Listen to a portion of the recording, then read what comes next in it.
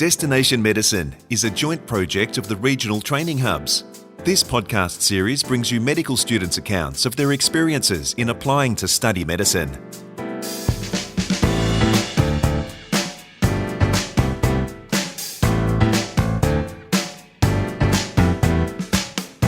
Welcome to Destination Medicine.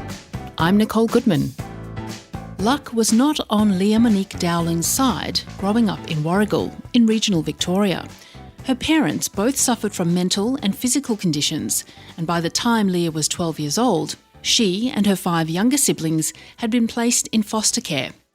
Yet despite her many setbacks from a young age, Leah considers herself lucky. There were those around her who doubted she could fulfil her dream to study medicine and told her so. But her passion, coupled with a strong dose of determination, helped her through. Now, she's in her 3rd year at Monash University's School of Rural Health, and very happily for Leah, she's back in Warragul, where she grew up, and where her dream to study medicine started. So Heather Dawson asked Leah, when did that dream really begin? I grew up, even just as a young child, even at the age of 5, being fascinated with everything medical, staying up late with mum watching doctors' shows, to loving going to my local paediatrician. He would always have textbooks and models and all sorts of things just waiting for me. So for me, it was always a passion of mine. And then I think it wasn't until much later in life that I revisited that notion and started to realise that it was something I was so passionate about. Well, I understand growing up, Leah, that both your parents struggled with physical and mental health conditions. Did that have a bearing on your decision to go into medicine? I think everything in my life has had some sort of impact on my decision to go into medicine. As a result of growing up with my parents struggling with mental health conditions, I got to see a first-hand perspective of how the health system works and sometimes how it doesn't work so well. So I got to see both sides of it. And I think for me, that gave me a lot of perspective in understanding mental illness, physical illness, and understanding the plight of the patient as well, and how for them, especially in a rural setting, there's this huge trust that they have in the doctor and in building that doctor-patient relationship that's so integral to having good medical care. And I wanted to be the kind of doctor that my parents and that people like my parents would like to go to. Well, you actually were in foster care for quite a while as a result of the issues that your parents were grappling with. What was the impact of that on your decision to take up medicine? I think the biggest thing that growing up in foster care gave me was a drive. And it wasn't just a drive to do well and to pursue my education, because at one point in time it became quite hard. I was put into a residential home after leaving foster care at the age of 16 and had to pursue an education outside of, I guess, the normal methods, re-enrolling myself in school and such.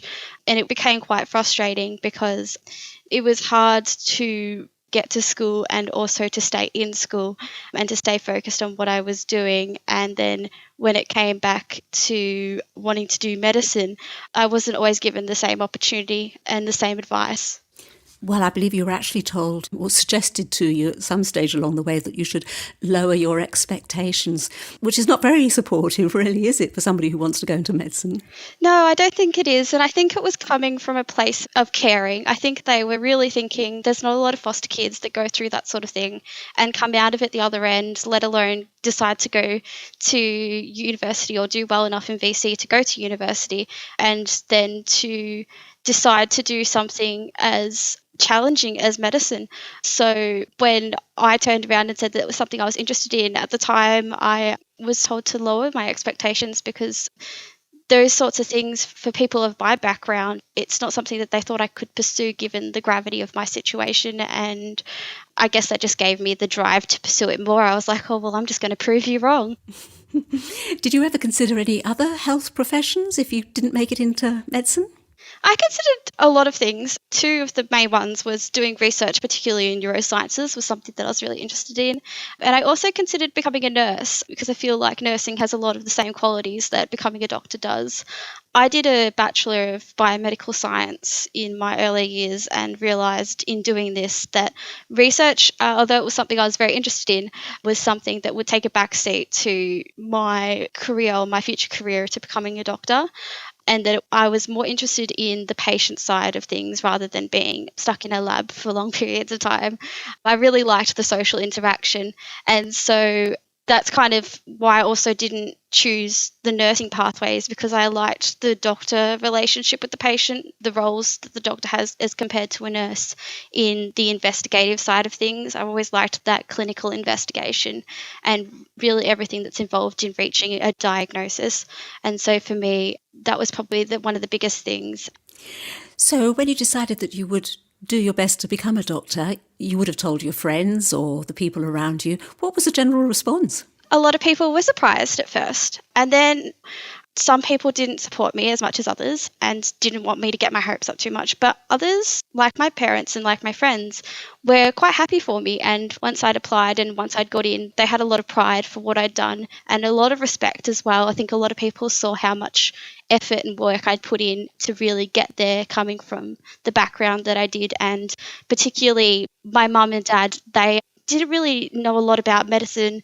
And I imagine my mum would have really loved to do something like medicine if she'd had the opportunity. So not coming from a background to know a lot about medicine, they really were quite impressed. Well, did you have any mentors or someone who could give you guidance to steer you through this career before you were accepted into medicine? I think it was a range of people, from the way my parents were in their experiences with medicine to my family doctor who I grew up with. And I had a few doctors that I'd either been in the room with or watched very closely and how they went, and some advice from my own doctors as well. And my university tutors were also very good in biomed. They gave me a lot of advice towards what medicine would be like and how that career would shape me. Were there any activities that you undertook that helped motivate you to get into medicine, Leah? I recall when I first started to investigate medicine as a career path, my options were to go to a few open days. And so open days were things that we got offered in VCE. And I went to a few of them and decided that they really gave me a picture of what sorts of career options that I would be most interested in and most passionate about. And then I did some of the activities at these universities and found them really interesting. So like we got to do some suturing workshops and we got to play with some mannequins and see birth simulations and things like that. I think that was very interesting, and it really gave me even more insight, even more drive to continue on this path. Well, when you decided to apply for medicine, what were the first steps that you needed to take? And did you map out a plan? I couldn't say that my path into medicine was very planned out. To begin with, I actually didn't get the ATAR, or what was called the ATAR, to get straight into medicine. So I actually started off going to apply at a different university to the one that I'm currently with, Federation University. I did a year there and got some really good grades that would transfer me to Monash University, where they have that fast-tracked program from the Bachelor of Biomedical Science to the postgraduate stream of medicine. And so I did really well. I got a HT average, which I was very proud of. I'd worked really hard and been able to get myself into the Bachelor of Biomedical Science, which is a 3-year degree. And then doing well enough in that degree, a few students get an offer based on their WAM and their GPA for an interview into the medical course. And so I did a series of multi-minute interviews and something called a situational judgment test. And that allowed me to basically, given that I'd done well enough on that, get an offer into medicine at Monash. Well, if you hadn't, though, would there have been a plan B if you hadn't got in? I don't think for me there was ever a plan B or an option B. For me, medicine was always my end goal, and I would have kept trying until I succeeded. And I think that that's very true for a lot of my colleagues who I'm now studying with, is that their path has been more tortuous and that they've had to come back again and again.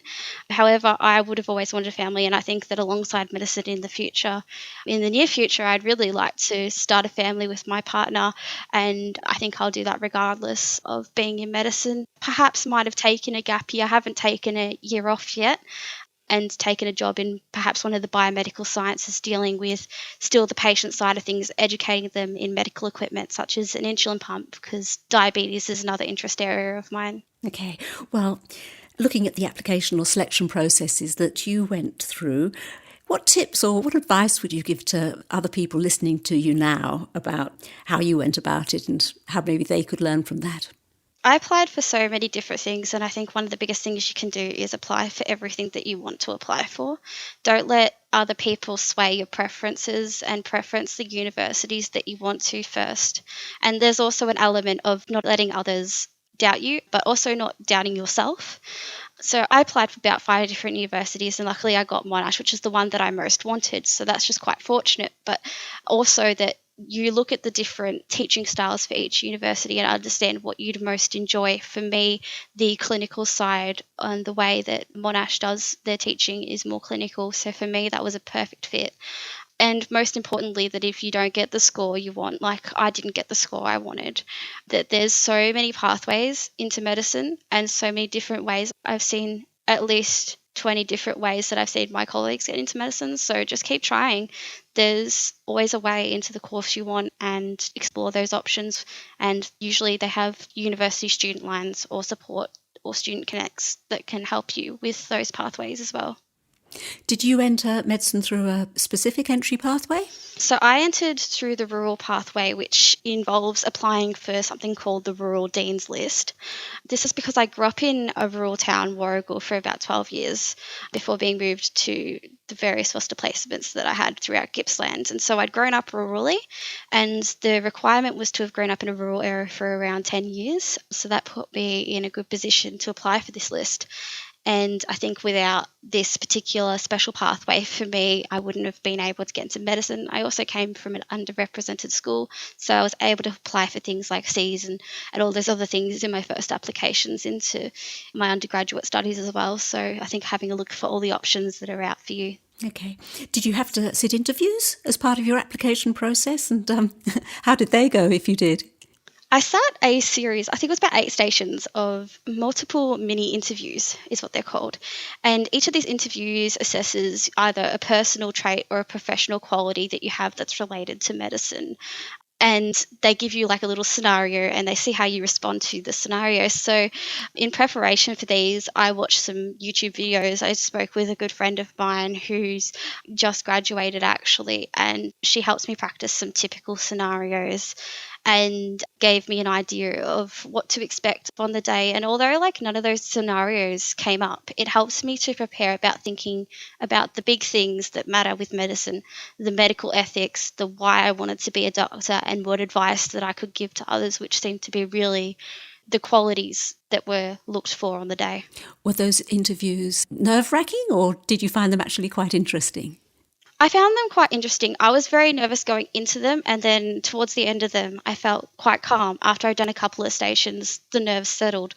And we also had a couple of students that were helping on the day that were already in the medical course that were there to sit and chat. So I had a good discussion with someone who was already in the course and got their perspective on how they were doing as well. So it was very welcoming. I didn't feel overly intimidated or anything.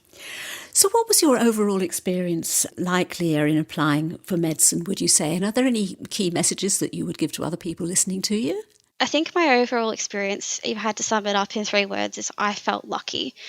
I would recommend getting to know a current medical student like I did, and getting to know the environment that you'll be working in, whether that's shadowing another doctor or talking to your GP or making some medical appointments or volunteering as a first aider. I did some time with that as well, and that really helped. And I think these things are all important in considering a career in medicine. And in studying rurally for me so far, it's been an absolute blessing. I've got a group of peers who are really supportive, who I'm really close with, who there's only a few of us, so we do a lot of things outside of medicine together as well. And it's a unique experience where we get to know the community, where you could go down the street and you could see Mrs. Smith, who you just saw in ED earlier that day with her daughter or something like that. So it's quite a homely and humbling experience. And for me, it's also been lovely because I'm actually placed out in Warragul at the moment. And so that was my hometown. I've grown up here. And so it's been wonderful to explore the scenery and see the spaces that I grew up in and have that beautiful rural fresh air every day. It's just been fantastic. And it's nice to know that one day I'll be able to give back to the community I grew up in and hopefully help with the shortage of rural health practitioners and specialists that we have. Well, is there one piece of advice, Leah, that you wish you'd been given before you started your medical career?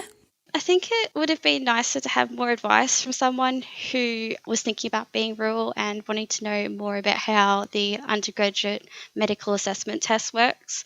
So coming from an underrepresented school, there wasn't a lot of information given about that.